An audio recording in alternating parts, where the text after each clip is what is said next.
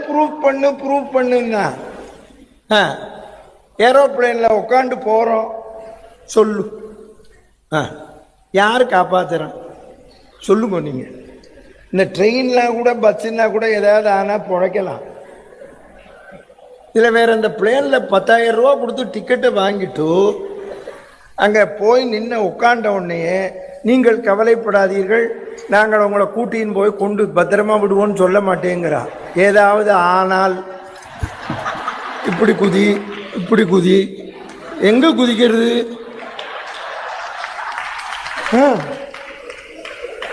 ராத்திரி நான் ஒரு 35 வருஷம் முன்னால முதல்ல சிங்கப்பூர் போனேன்.